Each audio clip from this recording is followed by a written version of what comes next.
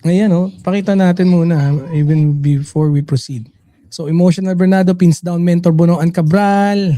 So yun siya tinuro. Executive USEC Bears, DPWH, Rocket Tags Bonoan. Box allegedly sent to Revilla, Estrada Bonoan, Maleta for Olivar. So yan yung mga Sabi rin ni Lacson, si Bonoan. So, guys, punta na tayo sa ating susunod na topic.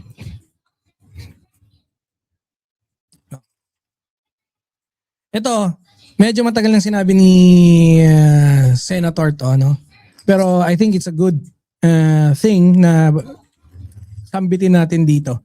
Kasi, ito sabi ni Senator Pampilo, former Senator Antonio Trillanes. Ano sabi niya? I'm relieved na sa ngayon, sa wakas, after 10 years, ay kinumpirma ng AMLAC or AMLC kung yung aking nilabas sa taong bayan simula noong 2016. Yun lang, nalungkot lang ako na hindi naniwala yung mga kababayan natin. Nung una ko tong inilabas, sana tuloy-tuloy na to, Antonio Trillanes. And actually, ang dami pa rin hindi naniniwala. Ang dami pa rin hindi naniniwala. Kahit nagkaroon ng presentation, talagang ginagawa nila ng issue yung AMLAC, nagsisinungaling daw yung AMLAC, kesyo bagong dating lang yung AMLAC, bagong pasok lang, bagong appoint. So, guys, from allegation to confirmation, Senator Trillanes vindicated.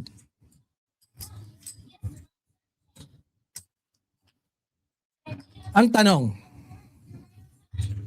agad, kung may ebidensya ba? Ang tanong ngayon, bakit inabot ng 10 years bago paniwalaan? 'Di ba? Yun yung tanong Kasi nga, namamayagpag naman talaga nun sila Duterte. Pagdating sa kontrol ng naratibo, pagdating sa pagtatakip kung may patayan o wala, pagdating sa totoong estado ng droga. Si Senator Antonio Trillanes, long time whistleblower na yan. Hindi yan natakot kahit nung gusto siyang ipakulong ulit ni di ba? Ni Duterte. Yung AMLAC, yung Anti-Money Laundering Council, nag-confirm na ngayon ng mga transactions. Kahit matagal nang i-deny ng Duterte camp, yung mga allegation na yan, ngayon kahit napatunayan na, ang laki pa rin ng duda. Marami pa rin yung nagdududa. Pero, marami rin yung mas marami yung naliwanagan. Ngayon, napapaisip na. Kasi nga naman, yung umikot na pera, bilyon. Kutsa 6 billion. Tapos ilan lang yung salin mo. Tapos, kanda sablay yung mga paliwanag ng abogado.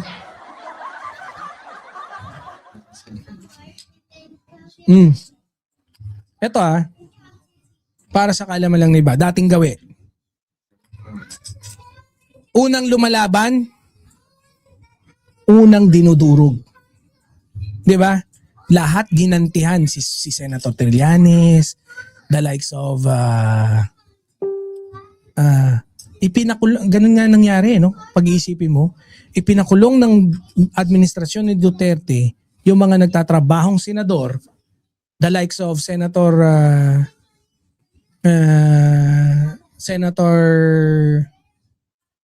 Trillanes and Senator Laila de Lima before. Tapos, pinalaya yung mga korap na senador na may kaso hanggang ngayon. Kagaya ni Bong Revilla, and ngayon, may ongoing case itong si Jinggoy Estrada. And, sino pa? Si Robin Padilla, pucha, ex-con. In-ultimate pardon. Para nga naman makapasyal-pasyal.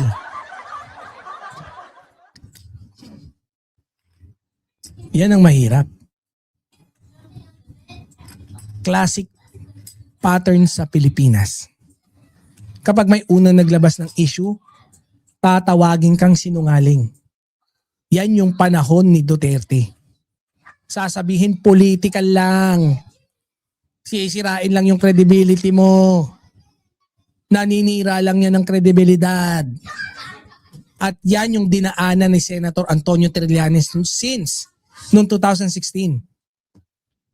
Biruin mo, no, 4 years. Hindi siya pinaniwalaan. 4 years, minamak siya. 4 years, tinawag na fabricator. Kung ano-anong pambabash ang ginawa kay Senator Antonio Trillanes. Pero ngayon, may AMLAC confirmation na. So ang tanong, ilang beses na bang nangyari ito?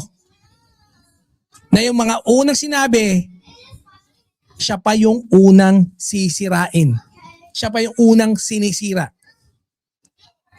Eh, yung strategy na delay the truth, exhaust the messenger. Kutya, pambato. Hindi lang ito coincidence. May strategy dyan.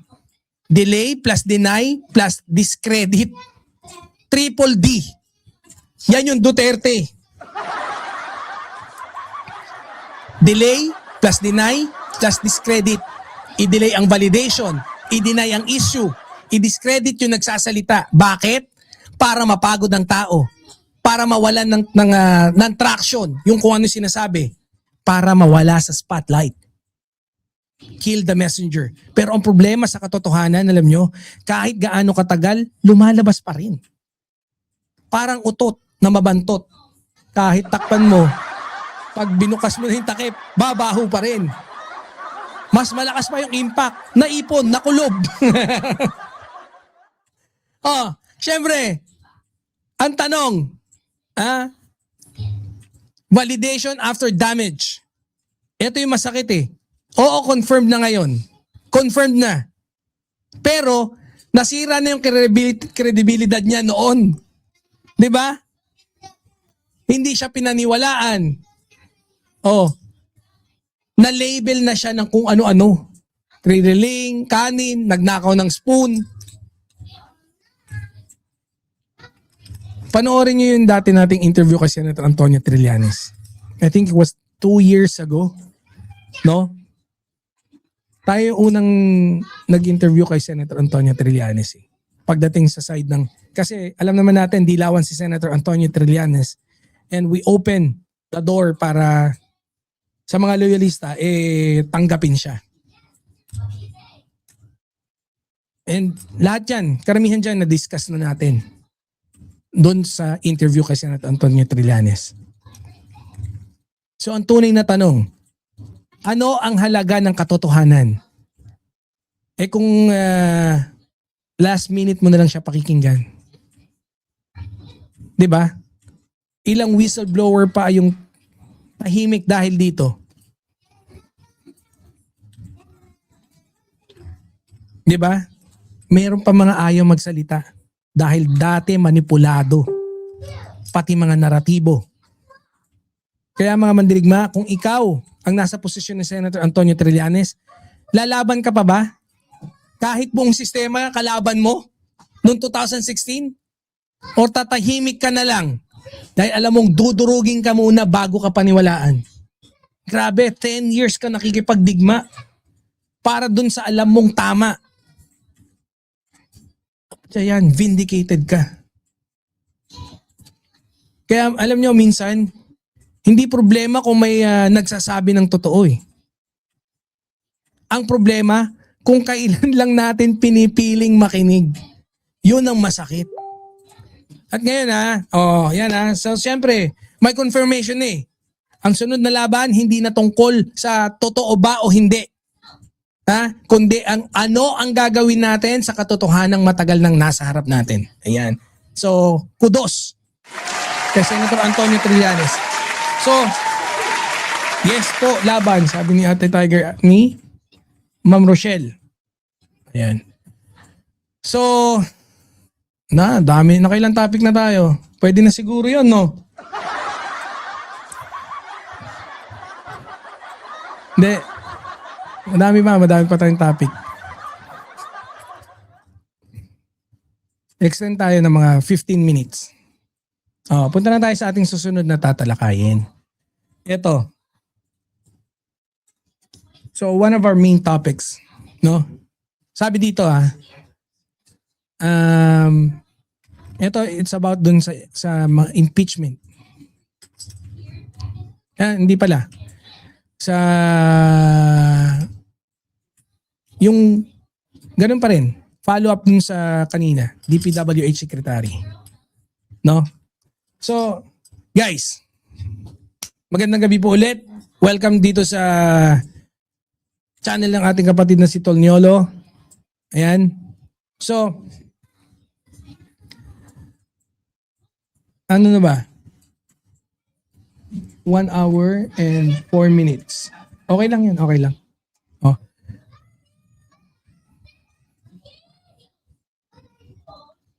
Ingay ng mga bata eh. Kanina, no, pinag-uusapan natin yung about accountability. Ngayon, mas diretso tayo. Hindi na to theory. Hindi rin to narrative. Numero na mismo yung nagsalita. At ang tanong, kapag pumapasok, bilyon, tapos wala sa salin, nasaan na ngayon? Saan?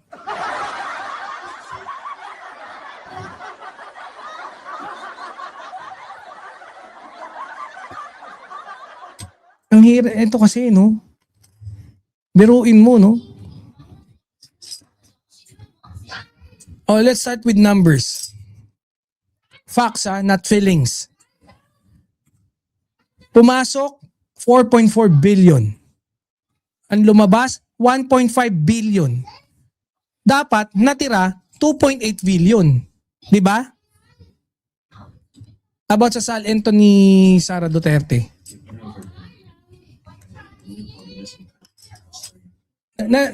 Ulitin ko guys ulitin ko para masaya.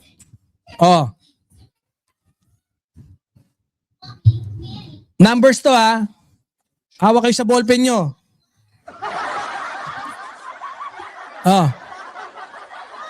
Ang pumasok 4.4 billion.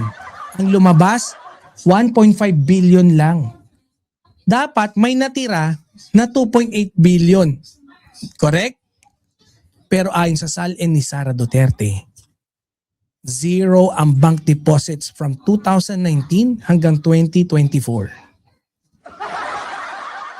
Post tayo sandali. Hindi pwedeng sabay na totoo yung dalawang yan. Paano mangyayari yun? Totoo na may galawan na 4.4 billion, may lumalabas na 1.5 billion at totoo na may natirang 2.8 billion. Tapos, yan yung isang statement. May 2.8 billion dapat na natira. Pangalawa, na statement din naman nila Sara sa declaration nila ng zero ang bank deposits from 2019 to 2024. So, hindi pwedeng talagang sabay yan. Hindi pwedeng sabay na totoo yung dalawang yan. Kaya, baka magtanong pa kayo, naku, baka legit naman yan, bossing. Fair question. Maging fair tayo. Posible ba na legit ang pera? Oo naman. Pero kung legit, dapat may malinaw na source, may consistent na declaration, and definitely there should be no red flags. Pero dito, may 371 large transaction. May 33 suspicious transaction reports or STRs. May link na flag personality. Si Sammy Uy. Hindi na to simple na income. Pattern na eh. May pattern siya. The real problem, hindi lang inflow, kundi yung nawala. Ito yung pinakamabigat dito eh. Hindi lang ang daming pera. Ang problema, nasaan yung natira? Ibigay nyo sa akin. Hindi pala. Kasi kung hindi siya winidraw, hindi kasama sa 1.5 billion outflow, hindi rin siya nasa bank, nasaan? Balato naman. Tatlong possibility. Let's presume or check natin kung ano yung possibility. No? Ganun ulit ha. Check natin ha. Walang drama dito ha. Oh. Try natin mag-logic. Tatlo lang ang pwedeng explanation. One, hindi dineclare sa SALN. False SALN. Ikalawa, tinago sa ibang form. In form of assets, cash, or either proxies. Number 3, nilipat, layering, or laundering. Mga posible lang yan ha. Hindi ko sinasabing yan. Ang problema lang, kahit alin dito, hindi maganda ang kalalabasan. Kaya maganda sana mag-explain. Kaya lang, ang sabi, mag-explain kami in Jutay. Jutay ang titi ni Robin. Hindi, joke lang. Ang sabi, mag-explain kami in due time. Pero dagdagan pa natin ha. Yung bags of cash flow. Yung bags of cash flow. Dito, kaya pag titingnan mo, mas lumalim eh. Dagdagan pa natin eh. Ayon sa testimonya ni Ramil Madriaga, may distribution ng pera in cash. May distribution ng pera. Puta, in cold cash. Mabilis na galawan within 24 hours. Inubos. 125 million, di ba? Walang audit trail. Real talk. Walang audit trail. Kapag cash ang ginamit, hindi traceable, hindi documented, hindi transparent. Classic sign ng pagtatago ng datong.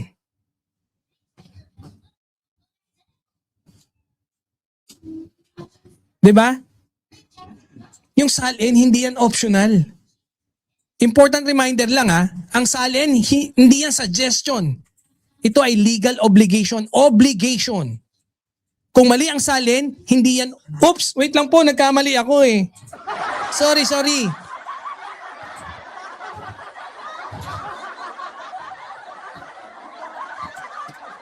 Ay, 125 viewers dun sa kabila. Shoutout. Hindi pwedeng ganun. Posibleng perjury or concealment of wealth. Boss Ruben, shoutout. At dito pumapasok yung double standard question. Huwag kayo magiging double standard. Kung ordinaryong empleyado gumawa nito, anong mangyayari? Kung ordinaryong empleyado, kutya baka yan masuspend. Baka hindi lang, maimbestigahan pa. Posibleng ma-terminate.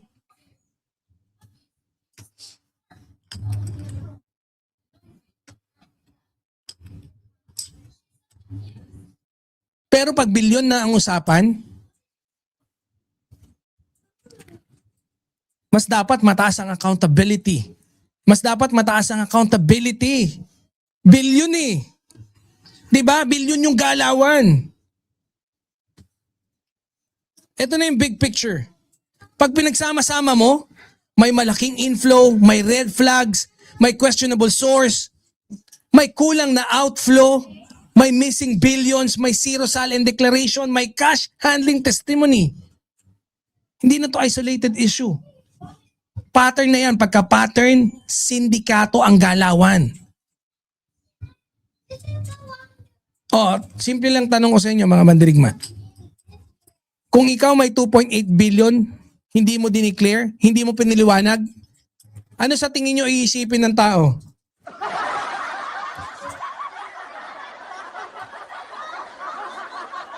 Kung hindi mo dineclare, hindi mo rin piniliwanag, pero very visible doon na may 2.8 billion dapat doon.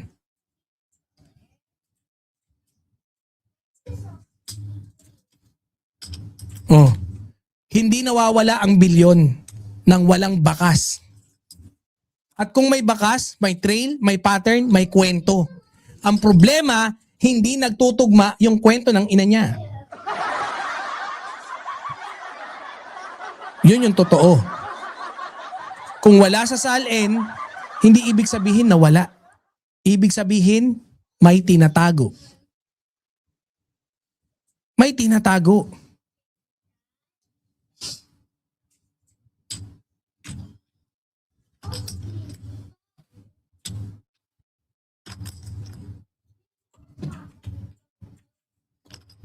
Yun ang mahirap. Kasi alam niyo, no? This is not mere speculations. This is a record from the Anti-Money Laundering Council. Official government documents yan. Simple lang yung issue eh. May billion na pumasok, ipaliwanag kung saan galing at bakit wala sa salin. Bakit hindi mo dineclare? Hindi chismis. Hindi yan na hearsay. Galing sa AMLAC mismo.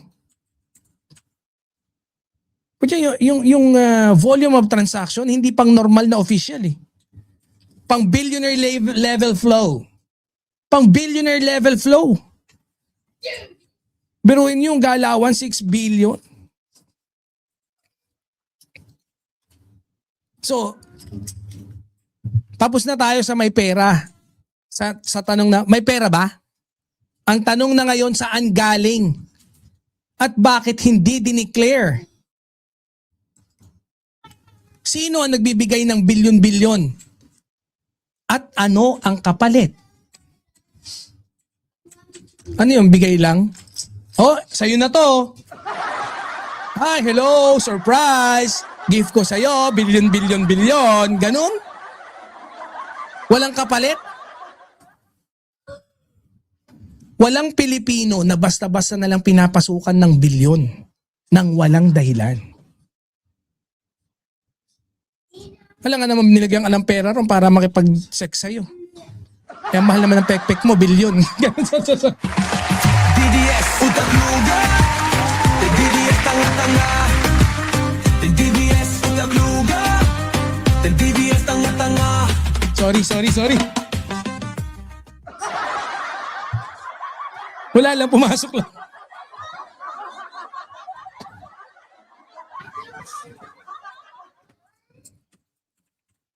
Sorry. Narinig naman ako. Sorry. Sorry. Ayan ha. Kaya yun ang problema eh. Habang bilyon ang pumapasok, zero ang diniklara sa salin. Diba?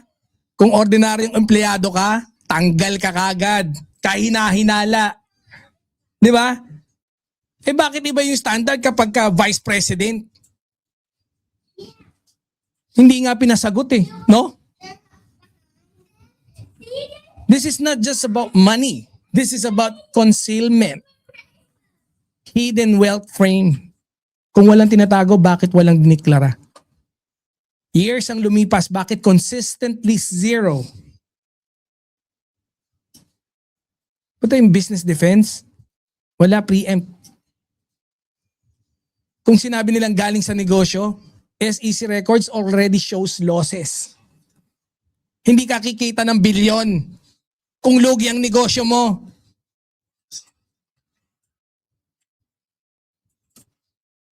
Oh. Yung tax. BIR, anggulo ng BIR. Napanood ko kagabi si Yusek Claire. Sa tingin niya daw baka may problema sa BIR.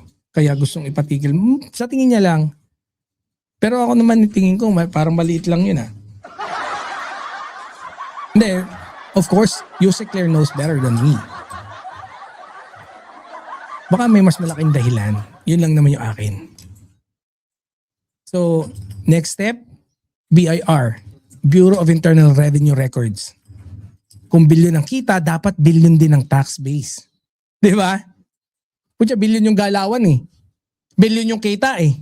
So, dapat bilyon din yung tax base. Pag hindi nagtugma ang kita at buwis, patay. May problema. Oh, kaya tama si Attorney Claire. Baka.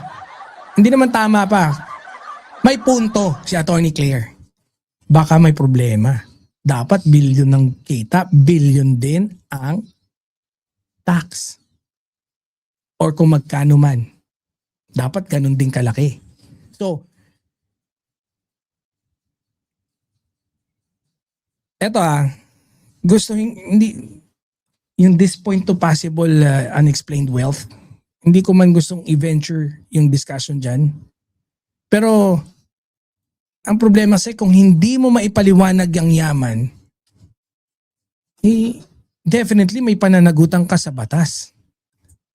This is about accountability, not politics. Di ba? Lahat ng testigo sumumpa, naglabas ng ebidensya. Siya, walang sagot sa ilalim ng panunumpa. So nagpa-interview lang. 'Di ba? Kung may paliwanag, bakit hindi sabihin sa tamang forum?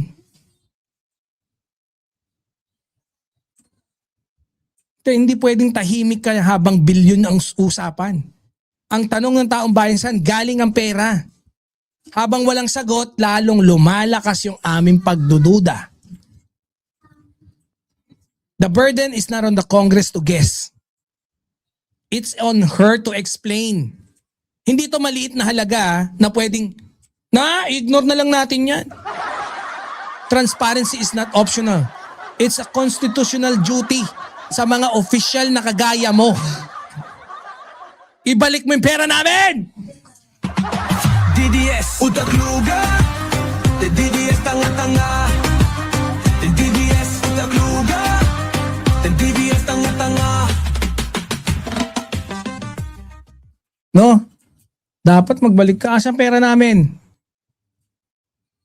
Hindi, magpaliwanag ka, Sarah. Yun ang pinakamagandang gawin. Huwag ka magtago sa tanong ng buhay.